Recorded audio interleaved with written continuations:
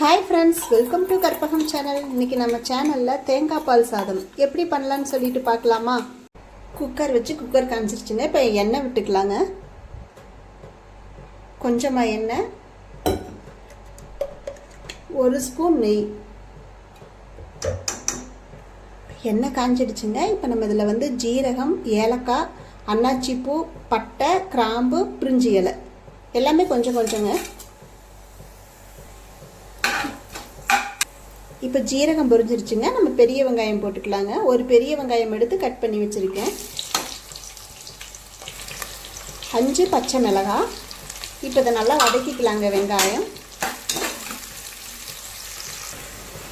வெங்காயம் நல்லா வதங்கிடுச்சுங்க. இப்போ நம்ம முந்திரி போட்டுக்கலாங்க. 1/2 ஸ்பூன் இஞ்சி பூண்டு பேஸ்ட். இது நல்லா வதக்கிக்கலாங்க. இப்போ பச்சை வாசனை போகிற வரைக்கும் வதக்கிக்கலாம். இஞ்சி பூண்டு பேஸ்ட் நல்லா வதக்கியாச்சுங்க. இப்போ நம்ம தக்காளி போட்டுக்கலாங்க. ஒரு சின்ன சைஸ் தக்காளி எடுத்து கட் பண்ணி வச்சுருக்கேன். ஏன்னா எனக்கு தக்காளி போட்டால் தாங்க எனக்கு பிடிக்கும் தேங்காய் பால் சாதத்தில்.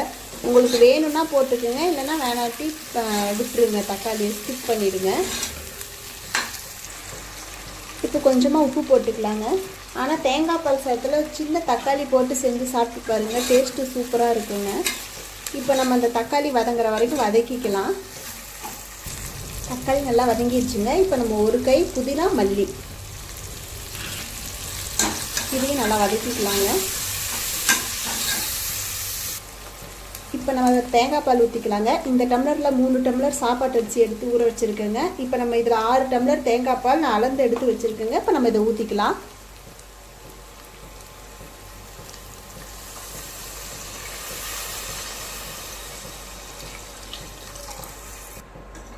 இப்போ இது ஒரு கொதி வரட்டுங்க. உப்பு காரம் பார்த்துக்குங்க. நம்ம காரத்துக்கு பச்சை மிளகாய் மட்டும்தான். உப்பு பத்தலைன்னா உப்பு போட்டுக்குங்க. முன்னாடியே பச்சை மிளகாய் உங்களுக்கு எவ்வளோ தேவையோ அந்த அளவுக்கு காரத்துக்கு போட்டுக்குங்க. இப்போ இது ஒரு கொதி வந்தோடனே நம்ம அரிசி போட்டுக்கலாம்.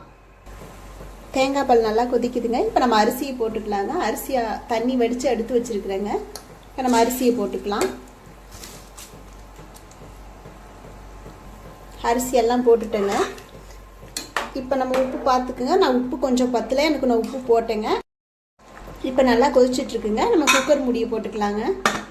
கரெக்டாக எப்பயும் போல் 3 விசில் விட்டுக்கலாங்க. 3 விசிலுக்கு அப்புறம் நம்ம சாப்பாடு எப்படி இருக்குன்னு சொல்லிட்டு பார்க்கலாம். விசில் வந்துருச்சுங்க. நம்ம சாப்பாடு எப்படி இருக்குன்னு பார்க்கலாம். சாப்பாடு சூப்பராக இருக்குங்க.